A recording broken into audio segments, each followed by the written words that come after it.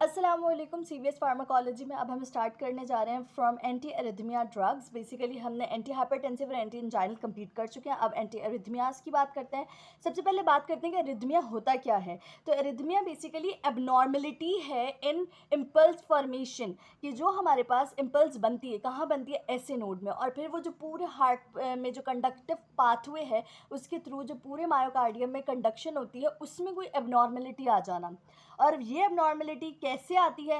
Number one, disturbance in the pacemaker impulse formation. Pacemaker क्या है? ऐसे नोड, उसकी इम्पल्स फॉर्मेशन में कोई एबनॉर्मलिटी या डिस्टर्बेंस डेवलप हो गई है।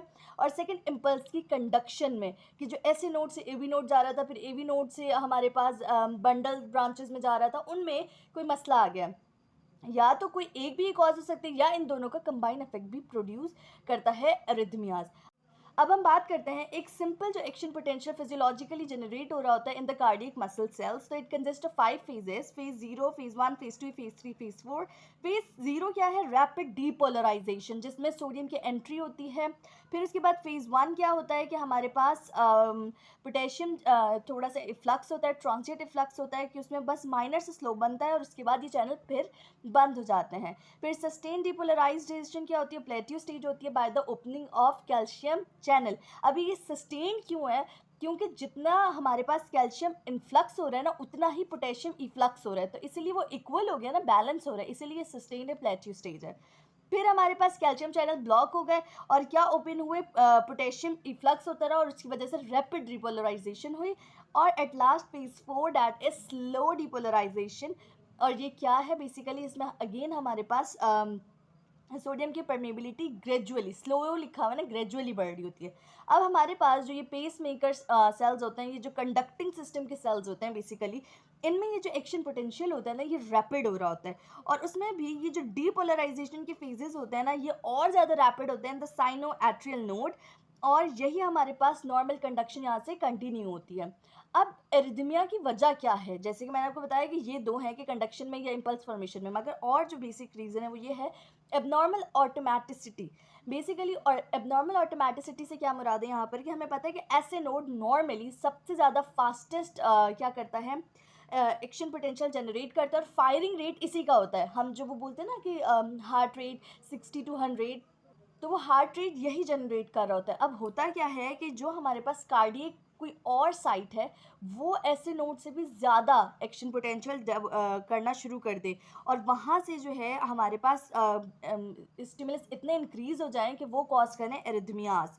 अब ऐसा कि कार्डियक साइट अदर देन ऐसे नोड शो इनहेंस्ड ऑटोमेटिसिटी, और वो एरिथमिया कॉज करवा रहा है, तो उस सिचुएशन में हम देते हैं कि उस ऑटोमेटिसिटी को सप्रेस करने के लिए सोडियम कैल्शियम चैनल ब्लॉकर्स, ताकि आइंस का जो इन्फ्लक्स है ना वो कम हो सके। फिर सेकंड जो कॉज आती है हमारे पास ऑफ एरिथमियाज, वो इंक्लूड करती है री एंट्री। री एंट्री का क्या मतलब है कि एक हमारे पास ये सिंपल पाथवे है, फॉर एग्जांपल ये स्ट्रेट सा पाथवे है, अब इसने आगे मजीद जाना था, यहाँ पर हमारे पास क्या हो गया? ऑब्स्ट्रक्शन हो गई। तो वो हमारे पास जो ये इम्पल्स जा रही थी ना, वो टर्न लेके वापस इसी जगह एंटर हो जाएगी। तो ये जो री एंट्री हुई है ना, तो वो इसी जगह को बार बार कॉन्ट्रैक्ट करेगी, आगे वाली कॉन्ट्रैक्शन तो होगी नहीं। री एंट्री फेज की वजह से क्या होगा कि हमारे पास रिफ्रैक्टिव पीरियड प्रोलॉन्ग हो जाएगी, और एबनॉर्मल कंडक्शन पाथवे, जो कंडक्शन ड्यू होनी थी वो रिटर्न हो गई। अब reentry most common cause है एरिथमिया की। अब इस सिचुएशन में हम कौन सी एंटी एरिथमिक ड्रग को प्रिस्क्राइब करते हैं? Slow conduction that is class 1 drugs and increase refractory period that is class 3 drugs. अब स्टार्ट करते हैं बेसिक फार्माकोलॉजी के what are anti arrhythmic drugs. ये वो होती हैं जो कि मॉडिफाई कर रही होती हैं generation and conduction of the impulse को, और जो एरिथमिया कॉज हुआ है उसके साइंस एंड सिम्टम्स को रिड्यूस कर रही होती हैं। अब एंटी एरिथमिक ड्रग्स के बारे में एक बात हमेशा याद रखिएगा कि ये वैसे तो एरिथमिया को ट्रीट करने के लिए यूज़ होती है, मगर इनके एडवर्स इफेक्ट में दो चीज़ें आती हैं। Number one, inhibition of calcium channels, जिसकी वजह से क्या होगा कि वाइडर एक्शन पोटेंशियल होगा। और number two, prolong QT interval. इस प्रोलॉन्ग क्यूटी इंटरवल की बेसिस पे हम बोलते हैं कि anti arrhythmic drugs are potential to lead to ventricular tachyarrhythmias that is also known as torsades de pointes. इसका मतलब ये सिर्फ एरिथमिया को ट्रीट नहीं करती, बल्कि इनका ये जो क्यूटी इंटरवल वाला एडवर्स इफेक्ट है ना, it can lead to ventricular tachyarrhythmias also. अब बात करते हैं इनकी क्लासिफिकेशन की, तो वो हुई होती है वॉगेंस विलियम्स क्लासिफिकेशन की बेसिस पे।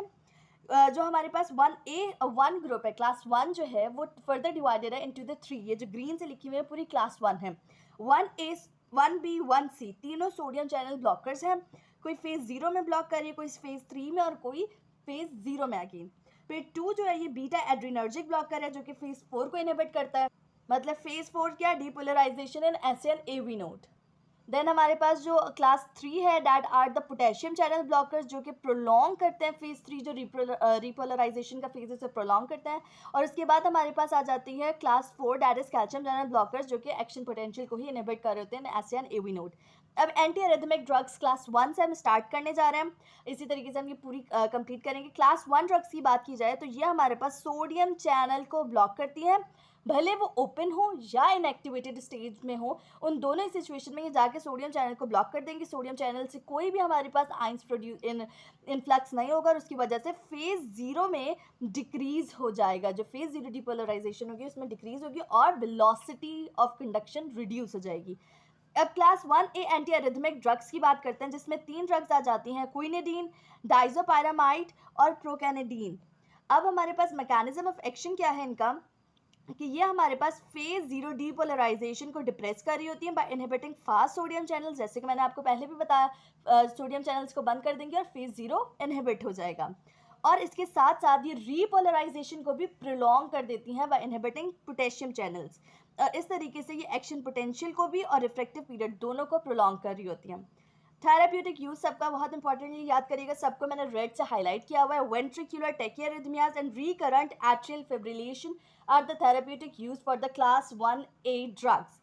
एडवर्स इफेक्ट की बात करते हैं, जो हमारे पास क्विनिडीन है ये हमारे पास कॉज करवाती है सिंकोनिज्म। सिंकोनिज्म क्या है, blurred vision, tinnitus, headache, disorientation and साइकोसिस। इसके अलावा डाइजोपायरामाइड जो होता है ये anti cholinergic adverse effect produce करवाता है that include blurred vision, dry mouth, urinary retention and constipation. ये सब क्या है, एंटी कोलिनर्जिक इफेक्ट्स। उसके बाद जो क्लास 1A ड्रग्स हैं ये सब हम 2 सिचुएशंस में टोटली कॉन्ट्रा इंडिकेटेड होते हैं, नहीं दे सकते। कौन सी, atherosclerotic heart disease and systolic heart failure. इन 2 डिजीजेज में हम class 1A anti arrhythmic drugs को प्रिस्क्राइब नहीं कर सकते because they worsen these conditions. अब नेक्स्ट बात करते हैं class 1B anti arrhythmic drugs की, तो that include lidocaine and mexiletine. Mechanism of action क्या है, as compared to the class 1A anti arrhythmic drugs ये हमारे पास फेज 0 डिपोलराइजेशन को वीकली सप्रेस कर रही होती हैं। और क्या कैसे करती हैं, by blocking fast sodium channels, और साथ साथ ही क्या करती हैं, duration of action potential reduce करवा रही होती हैं। थेराप्यूटिक यूज इनका वेंट्रिकुलर फिब्रिलेशन या फिर वेंट्रिकुलर टेकीकार्डिया है। एडवर्स इफेक्ट, और यहाँ पे मैंने इनकी एक फार्माकोकाइनेटिक्स से रिलेटेड भी इंपॉर्टेंट पॉइंट ऐड किया है। जो लाइडोकेन होता है ये आईवी देते हैं। क्यों आईवी दे रहे होते हैं, बिकॉज ये हमारे पास इसका एक्सटेंसिव फर्स्ट पास मेटाबॉलिज्म होता है। अगर हम इसे ओरली लेंगे तो ये हमारे पास जब लिवर में फर्स्ट पास मेटाबॉलिज्म से क्रॉस होगी तो बहुत माइनर सी अमाउंट बचती है और वो हमारे लिए इफेक्टिव नहीं होती, तो इसीलिए हम आईवी देते हैं। और मैक्सिलिटीन जो होती है ये वेल एब्जॉर्ब्ड होती है आफ्टर ओरल एडमिनिस्ट्रेशन, तो ये ओरली दी जाती है। और इसके जो हमारे पास signs and symptoms like adverse effect जो होते हैं वो भी हमारे पास GIT ट्रैक्ट से रिलेटेड होती हैं, that include nausea, vomiting and dyspepsia. और इसके अलावा इन दोनों ड्रग्स में एक जो मेजर डिफरेंस है वो ये है कि जो लाइडोकेन है that has wide therapeutic index and mexiletine जो है ये नैरो थेराप्यूटिक इंडेक्स है। तो हमारे पास लाइडोकेन को ज़्यादा यूज़ किया जाता है और CNS एडवर्स इफेक्ट ये प्रोड्यूस कर रही होती है, that is nystagmus, drowsiness, slurred speech, confusion and conversion. Next बात करते हैं class 1C anti arrhythmic drugs की, तो दैट इंक्लूड फ्लेकेनाइड एंड प्रोपाफिनॉन।